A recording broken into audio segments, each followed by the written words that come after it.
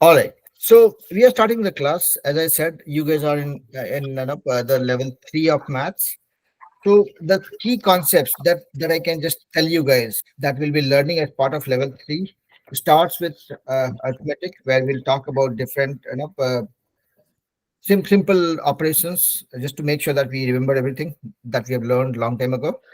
And then we'll talk about different types of calculation, be it fractions, decimals, mixed numbers, different number types, and whatnot, right?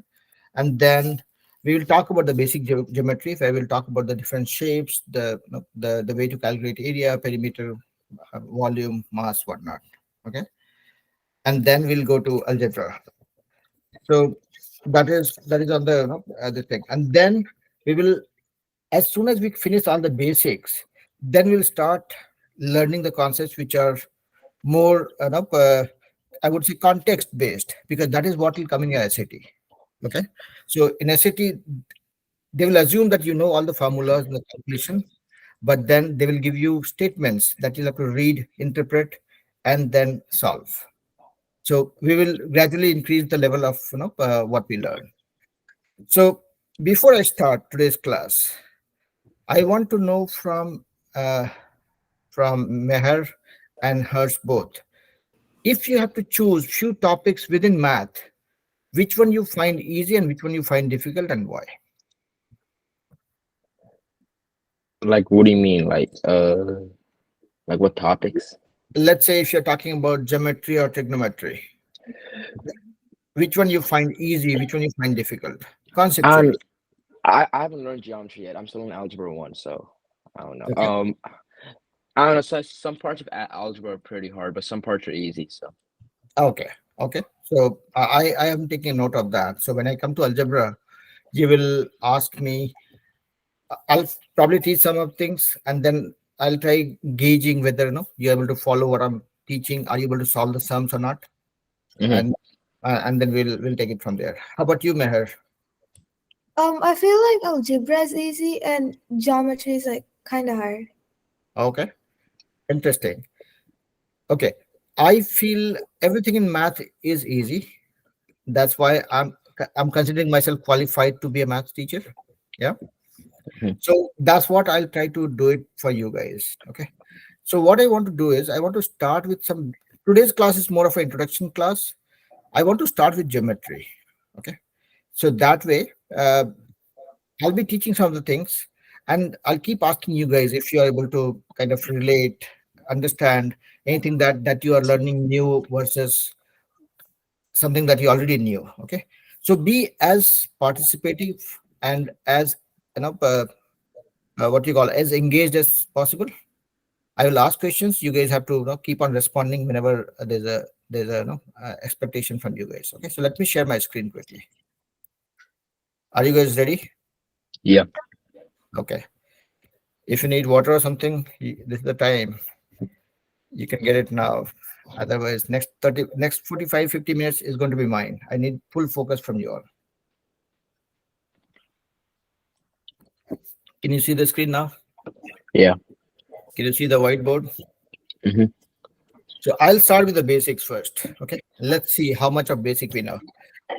And first we will talk about the different shapes, the understanding of the shapes and the properties. And then we'll look at the area, perimeter, volume, and whatnot. Okay. So let's go step by step. Can somebody tell me what is the difference between this, and this? The first one goes in both directions. The first one starts from one direction, goes only one direction. I'm the third one. What Goes is it only called? What is it uh called? a line graph. I don't It's know. not a graph yet. It's Oh, that still yeah, that's not a graph. I like a. Mm. okay. How about you, Meher? And again, see, if you know something, you tell. If you don't, acknowledge it. It's fine. That's okay. Perfectly fine. In my class, there's enough space for making mistakes because we learn from mistakes. Okay, Meher, you want to I answer? think it's one of those inequality problems where you like get a negative value and go like Uh, either uh, right or like either left. no, I'm talking about the shapes. I've started with geometry. Okay, so what is this shape called? What is this one? And what is this one?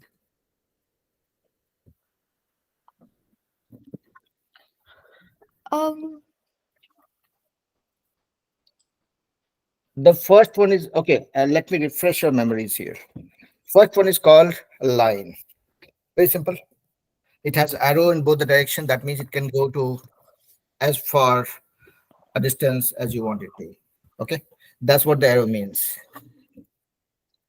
Second one is called line segment, where the length is fixed. In case of the first one, the length is not fixed. It can go as far as you want it to, or how big your piece of paper is. Okay, if you're drawing on a wall, it can go to the length of the wall. There's no fixed length. Here, in case of this guy, this is called line segment. It's part of the line. It doesn't have the arrow. That means it cannot extend beyond this. And this is a fixed length. Okay. So simply put, if you, let's say you have 2 points, you join them, that becomes a line segment because you have your starting point and ending point fixed. It cannot move. It cannot extend. It cannot become bigger or smaller. Make sense?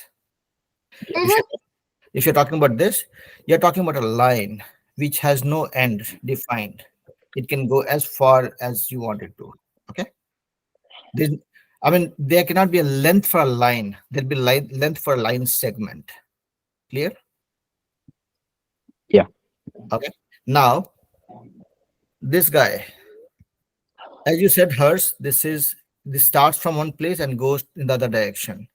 So if you look at my phone, I turn on my torch. If you look at the trajectory of this rays coming out of this one, starts from here, goes in, goes as far as depending on the intensity of the light. Yeah. So this is called a ray. It's like a ray originating from this place and going in a certain direction. Yeah. So this is the first thing. So far, so good. Yeah. Okay. Now let's look at this. Okay, before I go there, let me not jump from 1 to 3. Let me go here. What is this called? Parallel. Parallel line? Parallel lines? Yeah, or Yeah. a pair of parallel lines. What is the property of pair of parallel lines? They both like won't intersect. They won't meet ever each other, like a railway track. Yeah, Yeah. means geometrically or mathematically, you can say the distance between the two lines remain the same always. Yeah, Hmm. no matter how far you extend them, the distance between them will never change. The perpendicular distance, rather. Yeah. Yeah. Now, so when I try explaining that, that is when you see this looking more like a railway track, correct? So parallel line always resembles with a railway track. Yeah. Hmm. Now let's look at some of the properties. So these are the parallel lines. I'm using a third line to cross these two lines. Can one of you tell if these two angles will be the same or not? Yeah. What are those called? Acute angles. Not really.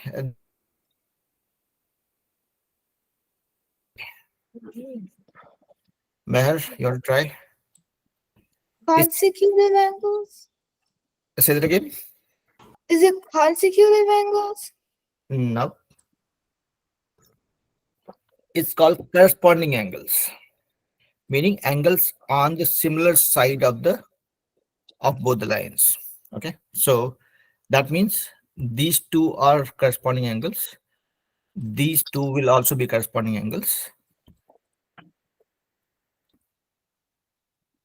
Come on, these two will be corresponding angle. Okay, these two will be corresponding angle. Yeah, and all the corresponding angles are same.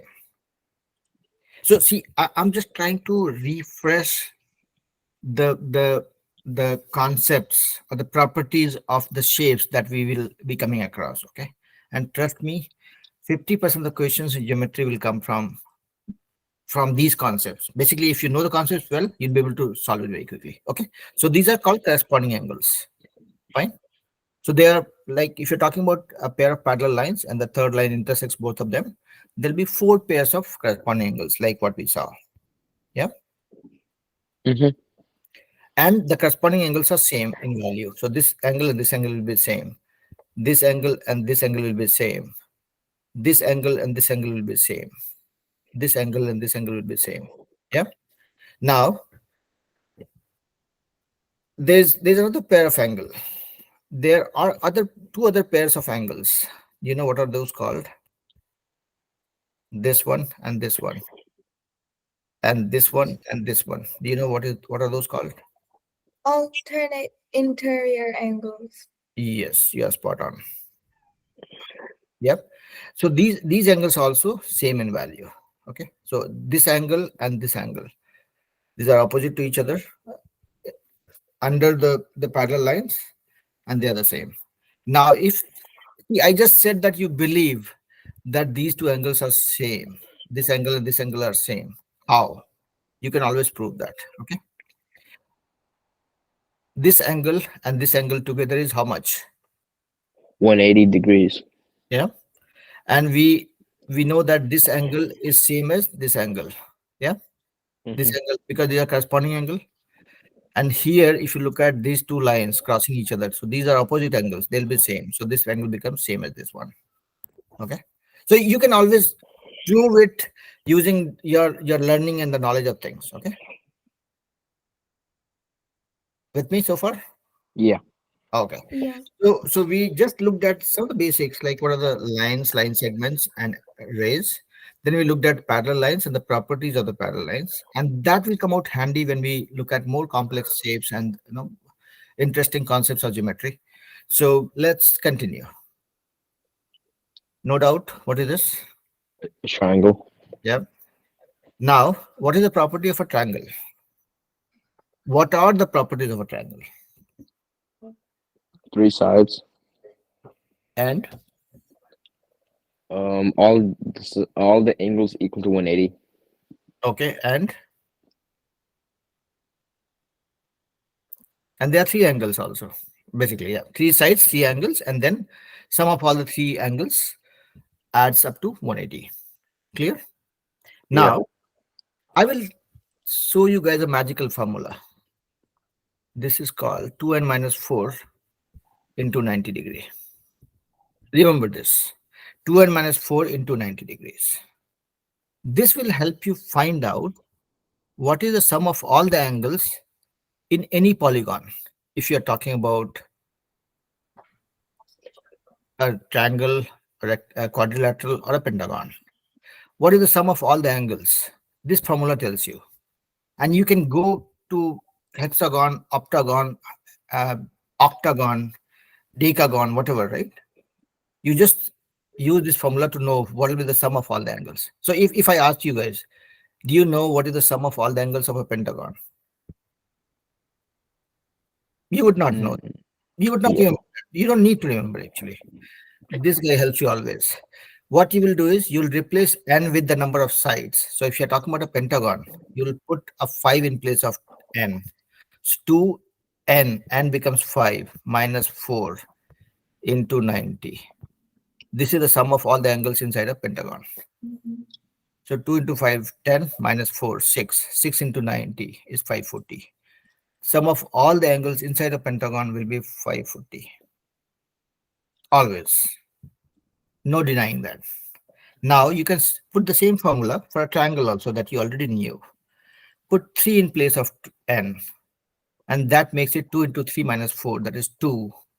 2 into n, meaning 2 into 3 is 6, minus 4 is 2. 2 into 90, 180.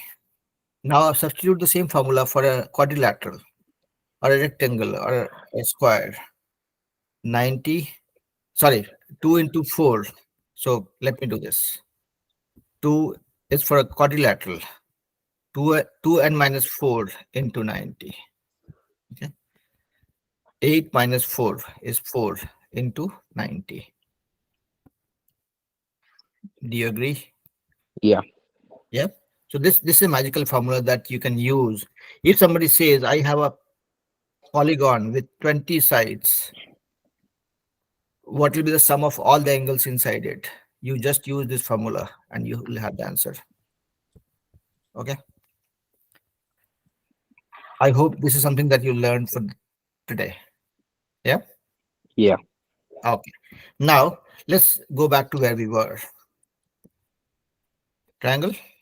Now we learned that, I mean, we know that we have any triangle, and every triangle has three sides and three angles, and sum of all the angles is 180 degree.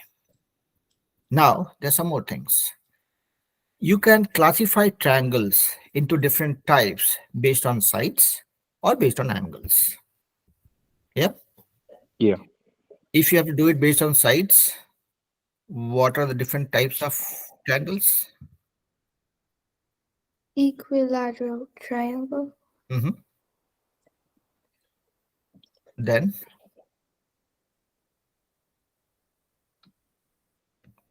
isosceles triangle. I mean, see, I might be pronouncing it the Indian way, or the native way I've learned, but yeah, you can correct me if I'm going wrong. Isosceles triangle and then scalene. There are three. So if all the sides of a triangle are same, equal. So from this it comes equilateral. Okay. If two sides of a triangle are same, meaning this side and this side are same, this is different in length. This is called isosceles triangle. Yeah. And if all the sides are of different length, this is not equal to this guy, this is different from every other two, this is called scalene. Okay. But the basic formula, basic property remains the same: three sides, three angles, all together 180. There will never ever be a triangle which will be having more than 180 degree as the sum of all the angles. Okay. Clear? Now, based on the angle, you can classify triangle into other few types. What are those? You can classify it into what? You can classify the triangle into different types depending on the angles. Like we talked about the sides, right? Equilateral, scalene, and isosceles. So based on the angle of the triangle, you can also classify the triangles into three types. What are those?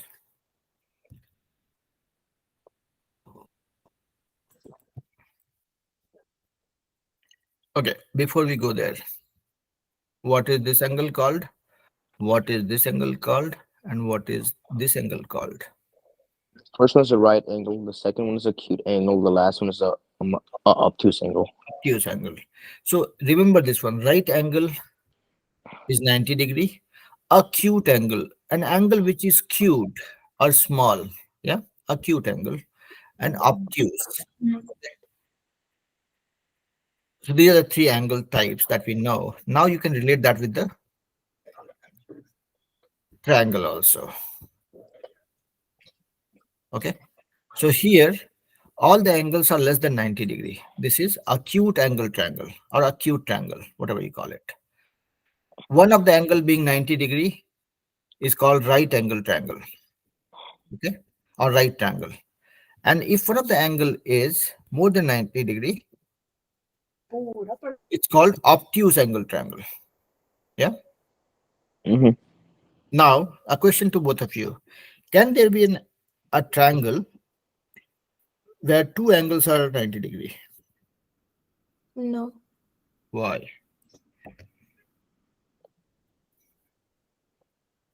Because then the sides wouldn't join to be three. Exactly. So now you know this becomes parallel lines. Yeah. Mm-hmm. So that is, so it'll never be, because the third angle cannot be zero. I mean, if two angles are 90 degree means third angle has to be zero. When the angle between the two lines is zero, it doesn't mean anything actually. Yeah. So it will not be a triangle. So that the concept that we know is any triangle cannot have more than 180 degree holds true here. Now, among the three types of triangles that we learned, this right angle triangle is going to be the base of the entire trigonometry. So whatever the basic concepts we know, that we will use for rest of your life till we learn trigonometry. Okay. All right. Now, so these are properties. We are still dealing with property. We have not gone anywhere. Okay. Now let's look at the quadrilaterals. We are looking at the shape with four sides. Do we all know what is this? Yeah, that's a rectangle. What are the properties? Four sides. Mhm.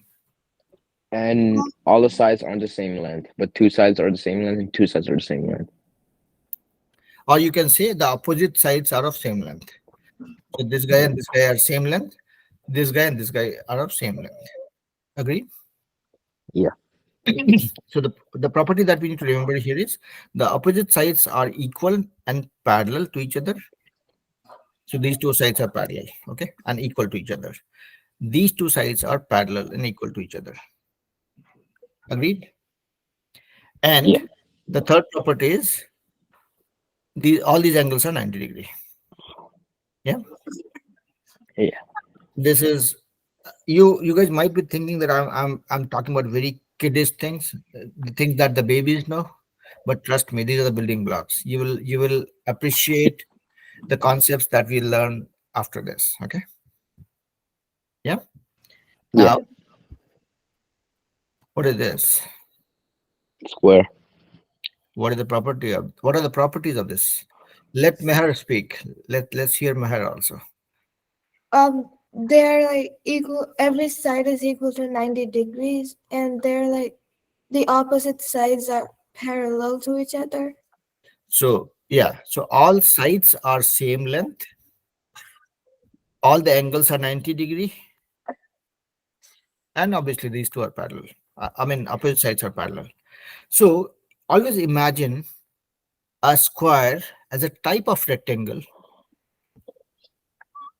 Okay, rectangle and square are pretty much similar in all properties. Only difference being the sides are of same length in case of a square, and in case of a rectangle, it's only the opposite sides being equal to each other. Yeah, and I'll tell you why I'm saying so. Yeah, clear? Yeah. Yeah. All right. Let's look at few more shapes. What is this?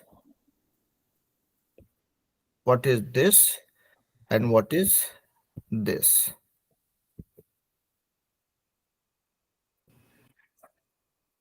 This one, okay, I'm not drawing it properly, but imagine all the four sides are same, but the angles are not 90-degree. Okay, it's like a squeezed square. Okay, this one is where only these two sides and these two sides are same. Here, only this side and this side are parallel to each other. And yeah, so do you remember what are these shapes called? The last one's a trapezoid. Trapezoid or trapezium, whatever you call it. What I would think this the first one is a diamond. it's a you can call it a diamond, but Polygon. in geometry terms, it is called rhombus. Polygon. Oh, Rhombus. or rhombus. Yeah. Yeah. So everything which has more than two sides, I mean, which has two sides or more, is called polygon. Poly stands for many in Greek. Okay. So when you say polygon, that simply means things which have more than two or more sides. Okay. So that's how polygon is named. Now, so be it a triangle, be it a rectangle, be it any type of quadrilateral, everything is polygon. Even pentagon, hexagon, octagon, whatever, decagon, everything is a polygon. Poly is many sides. Poly means many. Gon is and polygon stands for many sides. Now, so coming back, so this is a rhombus. The property of rhombus is all four sides are of same length, like a square, but it is see if these are the two sides of a square. If somebody pushes it from this corner, you guys can see me, right? So if my elbows are kind of squeezed, right? If you squeeze Mhm. a square from the two corners and make it like this, that is what becomes a rhombus. Okay. So the length doesn't change, the angle, the inclination between the sides changes. Okay. Yeah. So it doesn't remain 90. So these two angles, if you see, this becomes less than 90, and these two have become more than 90-degree. Yeah. Mhm. And do you guys know what is this one? This is something that you guys miss here. I have done it enough in my childhood days. This is called kite. Do you recall what I'm saying? Yeah. All right. So just a second.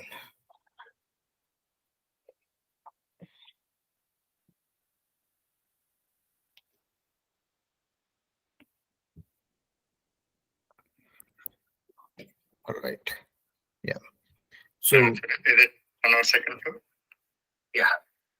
yeah. Sorry. So this kite, the property of the kite is that these two sides Yes, sir. are same. These two sides are same. Now Okay. So I Come see here. Chaitanya and Brent as well, right? So thanks, folks, for taking time to join. So that we can one. Let me move this guy.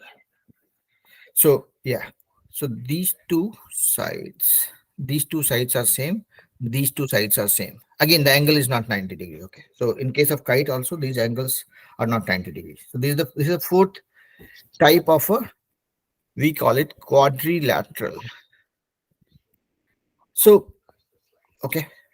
So if you look at the entire maths concepts, right? The different shapes, a lot of things are borrowed from Greece. Okay. So quadri, this is a Greek word which stands for four. Okay. So quadrilateral means a shape with four sides. So be it a rectangle, be it a square, be it a rhombus, be it a kite, be it a trapezium or trapezoid, whatever we call it. Everything having four sides is called quadrilateral as a group. Okay. Yeah. Okay. Now, the other few shapes, pentagon, hexagon. So again, pentagon is something which has five sides. Hexagon is something which has six sides. Okay. And you can go on so on and so forth. We're not going much deeper into the different types of shapes. Now, let's look at few more. What is this? A circle. A circle. So we have looked at some of the two-dimensional shapes. Okay. When I say two-dimensional shapes, meaning something that can be drawn on a piece of paper. Okay. Where this is my y dimension and this is my x dimension. Yeah. So these are the things that can be drawn as is on a piece of paper. Be it a circle, be it a triangle, be it a line, be it a rectangle, whatnot. Okay. So these are the two-dimensional shapes. So we are not looking at three-dimensional shapes right now. We'll focus on two-dimensional shapes for now. Let's try to understand or learn or see if we know some of the other interesting things that will help us do maths. So if you have a triangle, before I go there, okay. First, can you guys explain me what is area and what is perimeter conceptually? What do you mean by area? The area of an object inside of it, inside of the shape. Okay, that is one definition. How about you, Meher? The area like calculates the like shapes sides. Okay, okay, and let me do something here. Okay, this is a triangle. This is a smaller triangle. This is a baby triangle. This is a toddler triangle. What is the difference between these? These are taking different space on the piece of paper to draw them. Yeah. Mhm. So area of any shape means the space that it takes on the surface where you want to draw it. Okay. So area of this rectangle means this much is the space I need for drawing this guy on this piece of paper. Area of this triangle means this is the space that I need for drawing it. Okay. Area of the circle means this is the minimum space that I need if I have to draw this kind of a shape of this size. Mm-hmm. Okay. So area in simple terms means the space that it takes on the surface if you have to draw it. Let's say this is something I have. Okay. What is the area of this guy? The area of this guy is how much space it takes if I have to keep it somewhere, let's say on the floor or on my table or wherever. Yeah. So so always the area is in two dimensions, meaning it's along the x-axis and the y-axis. If you guys know the concept, wonderful. If not, we'll explain it. But just now I'm just relating it with that. Okay. So when we say two dimension, meaning we're talking about a flat surface or a piece of paper or the ground or let's say on the table, wherever. But it's only in two dimensions. It doesn't have a height. Okay. It can be just drawn. Yeah. Yeah. Like you guys would have heard about 2D drawing, 3D drawing, and whatnot, right? So when you're talking about 3D shapes, that means something which is on the surface and it protrudes upward, yeah, or downward. So my hand is a 3D thing, right? If you look at it this way, it looks like just this part. But if you look at the entire thing, right, it has some area and some height. Yeah. Mm-hmm. Yeah. Okay. So this is the area part. So now let's look at what is perimeter. The length around an object. Yeah. Or the boundary. Yeah. Mhm. If somebody says find out what is the perimeter of this rectangle, it will be this length plus this length plus this length plus this length. That's it. This is the boundary. So now, since we know the concept of area and perimeter, I mean, you guys already knew it. I'm just doing a recap. So, what is the area of a triangle? Do you know the formula for that? Length times width divided by point. Divided by 1/2. Length times width divided by half. But what is the length here? Well, that's gonna be the x and y. You don't know. Right. So let's look at it this way. Okay. So let's only focus on this guy for today, for now. Okay. So we are talking about. I said that no, right angle triangle is the most important thing that we'll use from our geometry and trigonometry point of view. So let's look at right angle triangle now. Area of the triangle. Let's say this is called base, and we call this as, let's say, adjacent height, adjacent side. So you can name the sides. This is base because this is how you are making it stand. This is your base, and this is your adjacent side, and this is called hypotenuse. Okay. So area of right angle triangle, and this is the 90-degree angle. Okay, the right angle. So area of this is always half into base, this, and the adjacent sides length. Or you can call it height if you want to, but if you say h, this h and this h gets confusing, right? So that's why I put it as a. Okay. So if you flip this triangle, okay, you make it stand like this. So whatever was here came here, and whatever was here came here. Okay, you basically rotated this by 90-degree. Okay, so then this becomes your base. So this is a, and this is your this one side. But regardless whether you're flipping it or keeping it flat, your area of the triangle will be half into base into height, meaning the two sides next to the 90-degree. So this one and this one. Okay. In what direction you are keeping it, which way you are putting it, doesn't matter. The two sides which is making that 90-degree angle is what you have to multiply and then divide that by 2. Now you'll ask me why. Why even half? So look at this rectangle. If you join this corner with this corner, okay, what happens here? This poor guy got divided into 2 equal parts. Okay, so this is 1/2 and this is the other half. And if you see why I'm saying this is divided to 2 parts, because this side is equal to this side. Yeah, this side is equal to this side. Agree? Yeah. And this side is anyways common. So these are basically two exact same triangles. Yeah. Mm-hmm.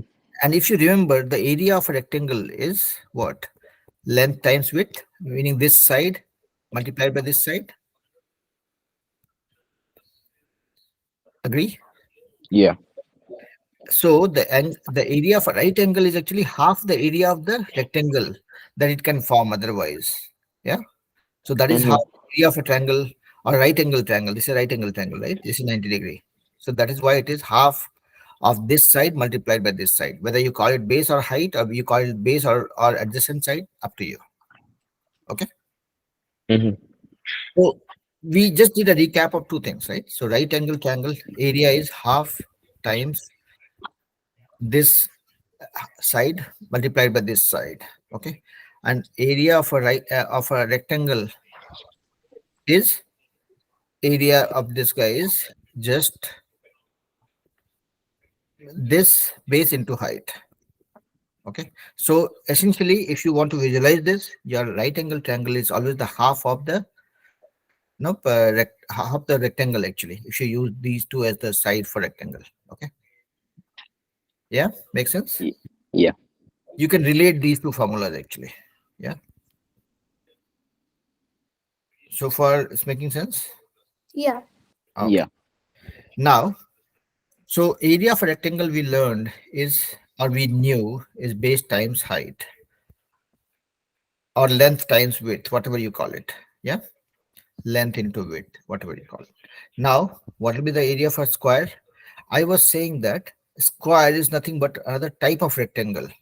Only difference being all the sides are same. So if this is length, this will also be length. This will also be length, same. So here the area becomes length times width. So length times length. It becomes length square. Yeah. Yeah. So I'm just doing a recap one more time.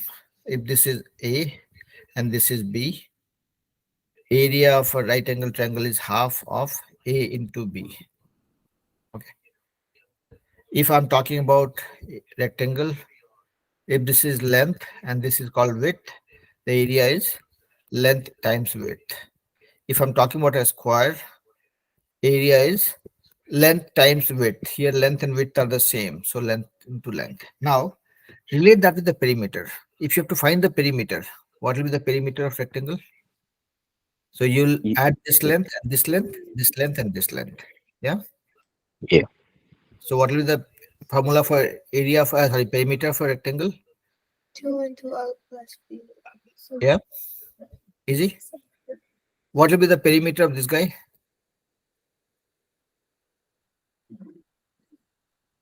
the square? No, no. It will be it's every side is length L. So what is the perimeter of a square? Yeah, 4 in the side. 4 into side. Yeah. So these are things that you guys know. I know for sure. Okay. I'm just doing a recap so that I'm going in a sequence. So tomorrow when we are learning something more complicated, we can relate it back to the basic concepts. That's why I'm just doing a recap of that. Okay.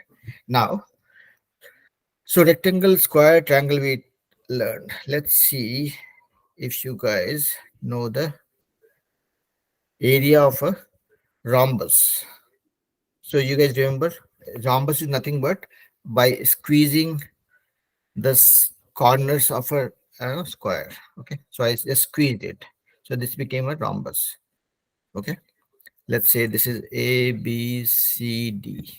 Okay, so what is the area of a rhombus? Can you guys tell me?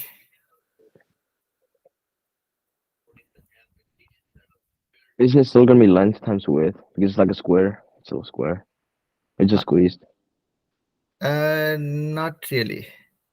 It changes actually. So if you keep on squeezing it, it'll be different. Okay, the area changes actually.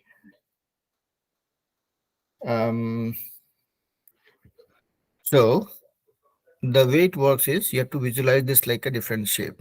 So join the two opposite corners. Okay. Okay.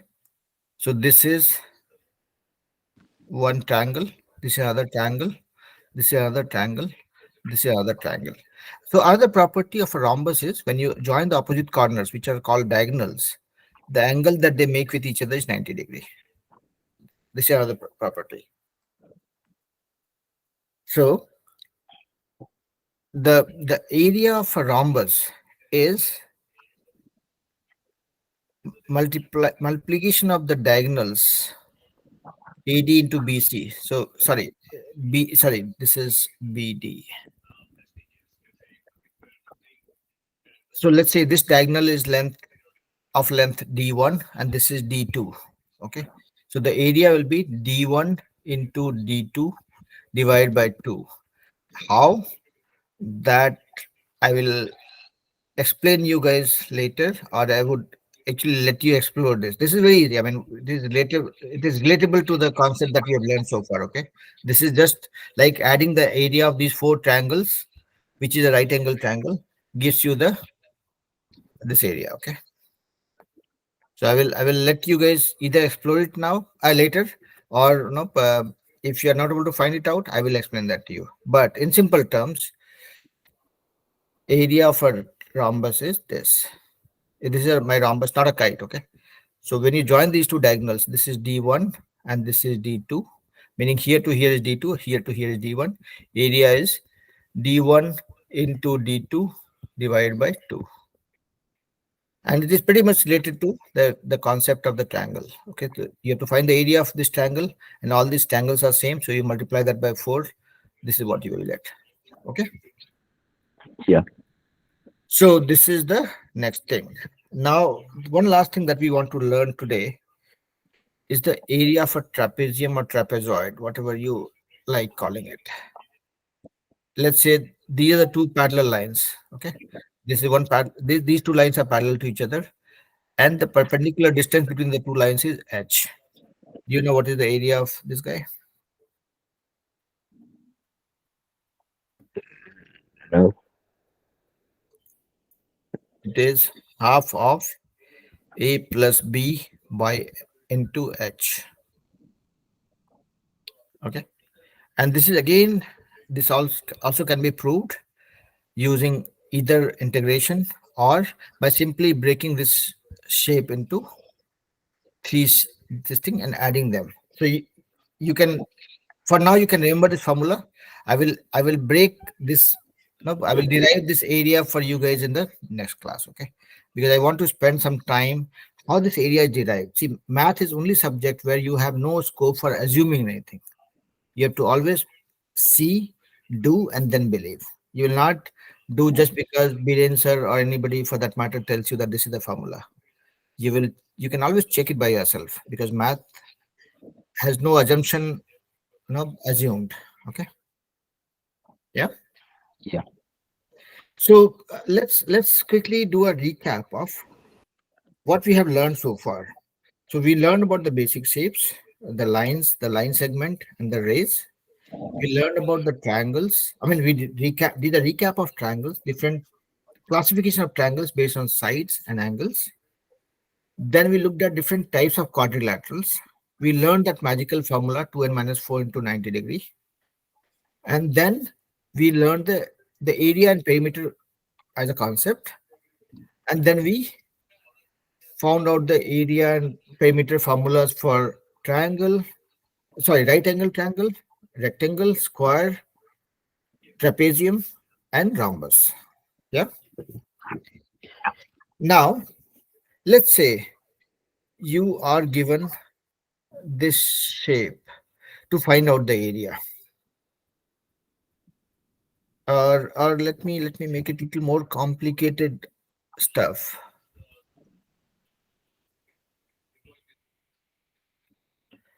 If you have to find out the area for this guy, what will you do? At a concept level, trust me, I'm not telling anything complicated. It's very easy. It's just about how you relate it. You add all these sides. No, that is not the area. That is the perimeter. If I add the sides, that makes the perimeter. That is the boundary. Yeah. Area is something like the space that it takes on the surface. Yeah. So there are some basic shapes that we will know the area and the formula for. I mean, formula for the area. Okay, be it right angle triangle, be it the square, be it rectangle, whatnot, right?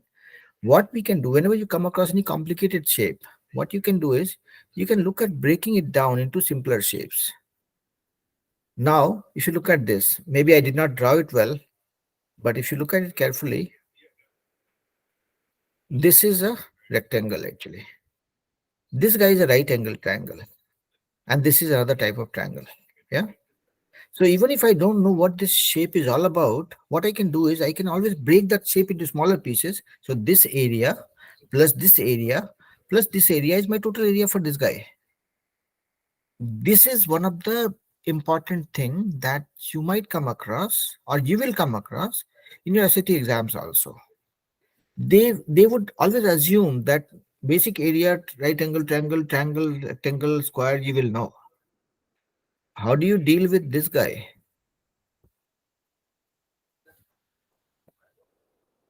Yeah. So you have to always look at how do you simplify this shape? How do you break it into multiple pieces? See, if you look at this guy, now this is more like a trapezium. This is this is a triangle, and this is maybe this is no, a rectangle. Yeah. I will join this area. I'll find out this area. I'll find out this area, and I'll find out this area. Add them together. That is my total area. Yeah. Uh-huh. Yeah. Harsh, you're with me? Yeah. Now, let's learn one more formula, and then we can probably call it a day.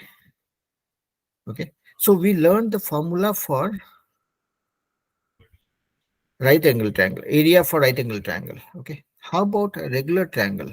This is not a right angle triangle.